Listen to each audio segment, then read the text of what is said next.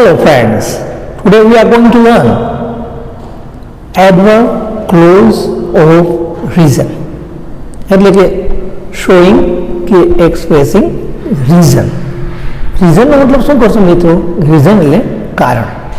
હવે આ ટાઈપના વાક્યો જે કારણ દર્શાવતા હોય એવા આપણે પ્રાઇમરી લેવલથી જોડતા આવીએ છીએ. ત્યારે સિમ્પલ જોઈન ધ સેન્ટેન્સીસ એવું આપણે શિક્ષકે શીખવાડ્યું હોય અથવા તો વાક્ય કેમ જોડવા એની આપણે એને પદ્ધતિ આપેલી હોય છે. તો કારણ માટેનું સંયોજક સૌથી સામાન્ય કયું મિત્રો કે જે આપણે નાનપણથી જોઈએ છીએ તો બીકોઝ. તો ચાલો જોઈએ અહીંયા આપણે ટોપિકનું નામ શોઈંગ કે એક્સપ્રેસિંગ રીઝન.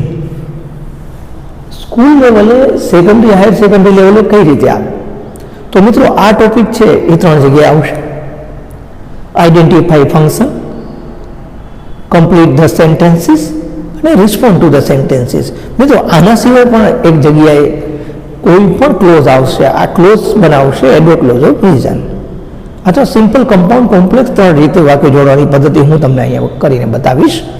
તો એ join the following sentences into one meaningful sentence ત્યાં પણ આવી શકે છે. તો ચાલો આપણે જોઈએ.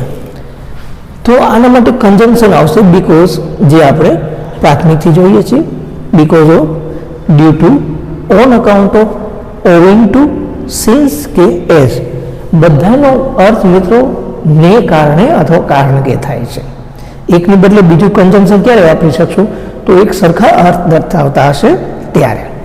તો વાક્યો એક સિમ્પલ સેન્ટેન્સ આપ્યું છે, તમને સમજાય એવા 2 વાક્યો. મયુર ગોટ ગુડ રિઝલ્ટ, હી વર્ક હાર્ડ.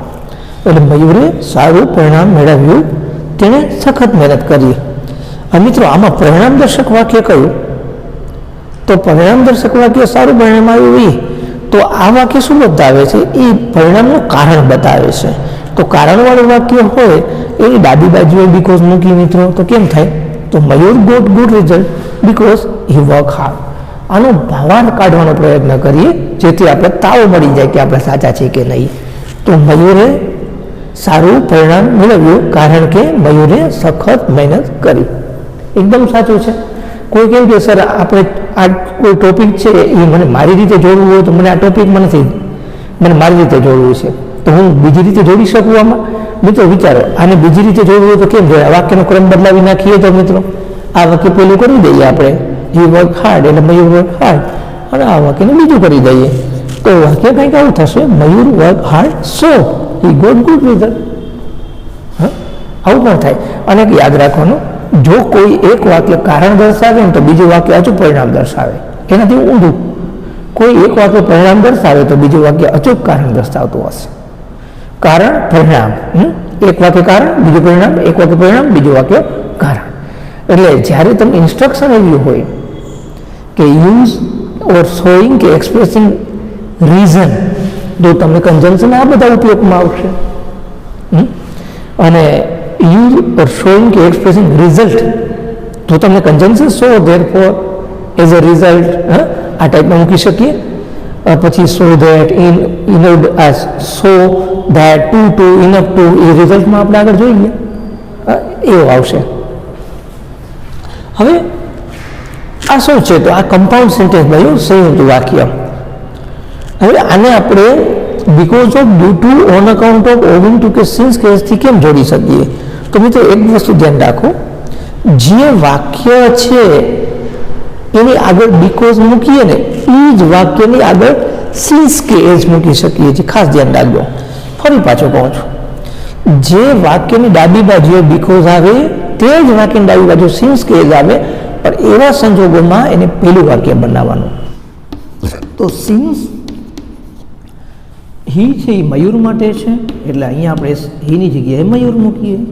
મયુર વર્ક હાર્ડ, પેલું વાક્ય બીજું બની જાય, ત્યાં મયુર છે એની જગ્યાએ આપણે હી મૂકી દઈએ. He got good result. આ રીતે આવે. હવે ફરક શું પડ્યો મિત્રો? આ કમ્પાઉન્ડ સેન્ટેન્સ કહેવાય. કમ્પાઉન્ડ બીકોઝ એ જોડાયેલું. સિન્સ કેસથી શરૂ થતું કારણ દર્શક વાક્ય હશે એ કોમ્પ્લેક્સ બનાવશે, સંકુલ વાક્ય ગુજરાતીમાં. અહીંયા આ કમ્પાઉન્ડ સેન્ટેન્સ જેને ગુજરાતીમાં સંયુક્ત વાક્ય કે કોમ્પ્લેક્સ સેન્ટેન્સ એને ગુજરાતીમાં સંકુલ વાક્ય કહીએ. જે જગ્યાએ સિન્સ મૂકીએ મિત્રો ત્યાં જ આપણે એઝ મૂકી શકીએ. તો as Mayur work hard he got good result. આવી રીતે જ આપણે એસથી જોડી શકીએ. હવે તમને જેમાંથી ગમે તે એક માફક આવતું હોય એ રીતે કરી શકીએ. કોઈકની અંદર સર સિન્સ કે ફોર છે એ અમે શીખ્યા છીએ તો ટાઈમ બતાવે. તો મિત્રો એવા કિસ્સામાં સિન્સ કે ફોર પછી સમયદર્શક શબ્દો આવે, જેમ કે સિન્સ મોર્નિંગ, પછી ફોર તો ફોર 2 days, ફોર 3 days, એ જુદું છે. અહીંયા સિન્સ કે એઝની જમણી બાજુ તરત કરતા આવે, આ ફરક પડશે. સિન્સ કે એઝની જમણી બાજુએ તરત જ કરતા આવશે. અને એક સિન્સ કે એઝવાળું વાક્ય તમારું કારણ દર્શાવતું હશે અને બીજું વાક્ય પરિણામ દર્શાવતું હશે. આ રીતે તમે એને જુદા પાડી શકશો, ખ્યાલ આવી જશે. સિન્સ કે એઝથી જોડાતા વાક્યો કોમ્પ્લેક્સ, બીકોઝથી જોડાતા કમ્પાઉન્ડ. એક્ઝામમાં તમને કયા સંયોજકથી કોમ્પ્લેક્સ કે કયાથી કમ્પાઉન્ડ બને છે એવું નથી પૂછાતું. આ તો શું કામ અલગ અલગ છે, તો વાક્યના પ્રકારો આપણે બધા આવડી જવા જોઈએ 12મું પૂરું થાય ને ત્યાં સુધીમાં. આ એક હેતુ હોય છે જેથી કરીને આપણે યોગ્ય રીતે ગ્રામરનો ઉપયોગ કરી શકીએ. બાકી કમ્પ્લીટ ધ સેન્ટેન્સીસ છે એમાં સૂચના આપેલી હશે. આઈડેન્ટિફાઈમાં તમને કન્જંક્શન દીધેલા હશે. રિસ્પોન્ડ ટુ ધ સેન્ટેન્સીસની અંદર સૂચના આપેલી હશે. પણ કમ્બાઇન ધ ફોલોઈંગ સેન્ટેન્સીસ અથવા જોઈન ધ ફોલોઈંગ સેન્ટેન્સીસ એમાં તમે કોઈ પણ કન્જંક્શન આમાંથી ઉપયોગ કરી શકો જે તમને અનુકૂળ લાગે તે કારણદર્શક વાક્યોને જોડવા માટે. આટલું ખ્યાલ રાખીશું. તો આ છે because of, due to, on account of કે ઓવિંગ ટુ. એનાથી જોડીએ તો શું થાય? હવે એનાથી જોડીએ તો સિમ્પલ સેન્ટેન્સ બની જાય મિત્રો, સાદું વાક્ય. આપણે જોઈએ કઈ રીતે થશે. મિત્રો because of, due to, on account of કે ઓવિંગ ટુ, એનાથી વાક્યો જોડીએ તો સિમ્પલ સેન્ટેન્સ બનશે. આ બધા ફ્રેઝ પ્રેપોઝિશન છે. એડવર્બ ક્લોઝ ઓફ કોન્ટ્રાસ્ટમાં પણ હતા. ત્યારે કયા હતા? તો ઇનસ્પાઇટ ઓફ, ડિસ્પાઇટ હતા. બરાબર. તો આપણે અહીં કઈ રીતે કરશું? તો જેવી રીતે ઇનસ્પાઇટ ઓફ, ડિસ્પાઇટમાં કર્યા હતા સેમ સ્ટાઇલમાં અહીં આવશે. જેમ કે જો મયુર ગોટ ગુડ રિઝલ્ટ, પછી કારણ દર્શક આપણા પાસે ફ્રેઝ પ્રેપોઝિશન બીકોઝ ઓફ છે, તો બીકોઝ ઓફ આનું સંબંધક થાય, સંબંધક વિભક્તિ સર્વનામનું હીઝ, ક્રિયાપદ છે એનો આઈએનજી કરી નાખવાનું, વર્કિંગ હાર્ડ. મિત્રો હજી બીજી પદ્ધતિ એ છે, બીકોઝ ઓફ પછી હેઝ ન લખીએ અને સીધું વર્કિંગ હાર્ડ લખીએ તો પણ સાચું છે. પણ એક સ્ટેપ વધારે લખીએ તો સારું લાગશે. પછી આપણે જ્યારે ફાવી જાય છે તો આપણે ગમે તે મેથડનો ઉપયોગ કરી શકશું. જે જગ્યાએ બીકોઝ ઓફ આવે ત્યાં જ આપણે due to, owing to, on account of લખશું. મયુર ગોટ ગુડ રિઝલ્ટ, અહીંયા ડ્યુ ટુ મૂકી શકીએ. Due to he is working hard.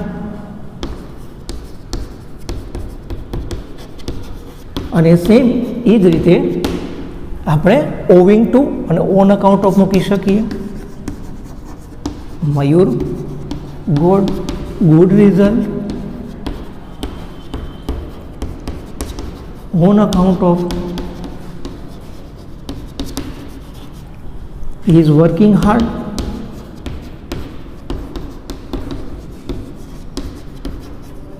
અને સેમ ઓવિંગ ટુ થી પણ એમ જ આવશે. Mayur got good result owing to he is working hard.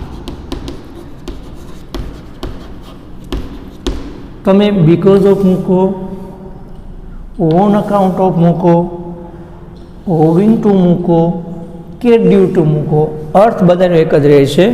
જેમ કે મયુરે સારું પરિણામ મેળવ્યું કારણ કે તેણે સારી મહેનત કરી, સખત મહેનત કરી. મયુરે સારું પરિણામ મેળવ્યું કારણ કે તેણે સખત મહેનત કરી. અને બાકીના બંનેના જવાબ પણ એ જ આવે છે. તમે એકની બદલે બીજું કન્જંક્શન ક્યારે વાપરી શકો? કે જ્યારે એક જ અર્થ દર્શાવતા હોય બધા ત્યારે. બરાબર. હજી આપણે એક વાક્ય જોઈએ જેથી વધારે ખ્યાલ આવે.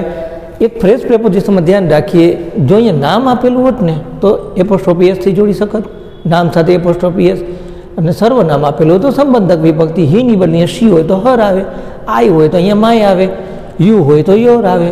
આવી રીતે કરી શકીએ. બરાબર, આ એક મેથડ છે.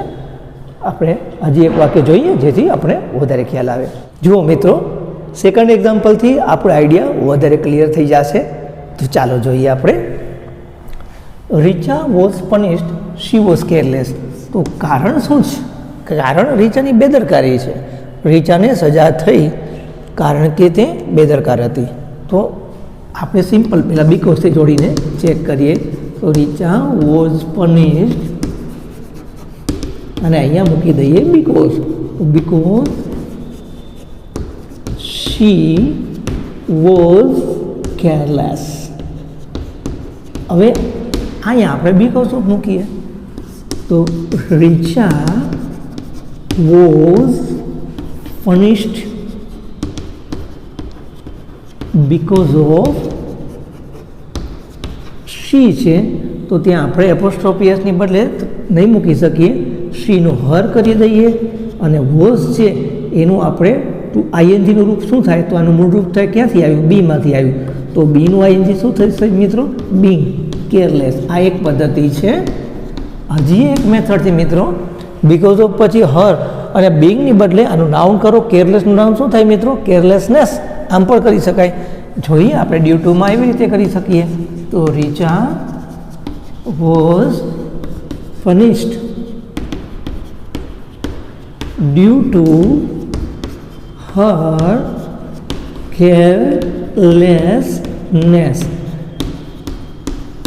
હવે બીકોઝ ઓફ હર કેરલેસનેસ પણ લખી શકો અને due to her being careless પણ લખી શકાય. હવે બે પદ્ધતિ આપવાનું કારણ ઘણી વખત વિદ્યાર્થીઓને નાઉન બનાવવામાં તકલીફ પડતી કે સર અમને આવડતું નથી હોતું, તો આ બીજો રસ્તો તમને આપ્યો. બેમાંથી તમને જે અનુકૂળ લાગે ને એ રીતે લખી શકાય, પણ જે લખીએ એમાં 100% સાચું હોવું જોઈએ. આનો ખ્યાલ રાખી આ જ રીતે ઓન અકાઉન્ટ ઓફનો ઓવિન ટુથી જવાબ આવશે. હવે સિન્સ કે એસથી આપણે કેમ મૂકીએ? તો કારણ દર્શક વાક્ય કયું છે મિત્રો? તો કારણ દર્શક વાક્ય છે શી વોઝ કેરલેસ. એને આપણે પહેલું બનાવી દઈએ અને શી કોની જગ્યાએ? રીચાની જગ્યાએ એની ડાબી બાજુએ સિન્સ મૂકી દઈએ. તો સિન્સ રીચા વોઝ કેરલેસ, પછી બે વાક્યોની વચ્ચે અલ્પવિરામ મૂકી કોમા મૂકીએ. રીચા આવી ગયું એક વખત તો અહીંયા રીચા માટે શી મૂકી દઈએ. She was punished. બહુ જ ઇઝી છે મિત્રો. જે લોકોને બીકોઝથી વાક્ય જોડતા આવડતા હોય એના માટે બહુ સહેલું છે. જ્યાં બીકોઝ ત્યાં સિન્સ કેસ, પણ એવા કિસ્સામાં વાક્ય ત્યાં પેલું આવી જાય. પછી બીકોઝની ભલે because of, due to, on account ઓફનો ઓવિન ટુ મૂકી શકો. એવા કિસ્સામાં આપણે શું કરવાનું? જો નામ હોય તો એની જમણી બાજુ નામનું એપોસ્ટ્રોફી એસ, નહીં તો સંબંધ વિભક્તિ એટલે ત્રીજું રૂપ, પછી નાઉન મૂકો અથવા ક્રિયાપદ આઈએનજી મૂકો. થઈ ગયું કામ પૂરું. બહુ ઇઝી છે. પ્રેક્ટિસ કરીએ એટલે આપણા માટે આ એક રમત થઈ જાય. I hope you really enjoy this video. આપણે આવો જ એક નવો વિડીયો સાથે એક નવો ટોપિક જોઈશું. Thank you so much for following me, for watching me and learning English.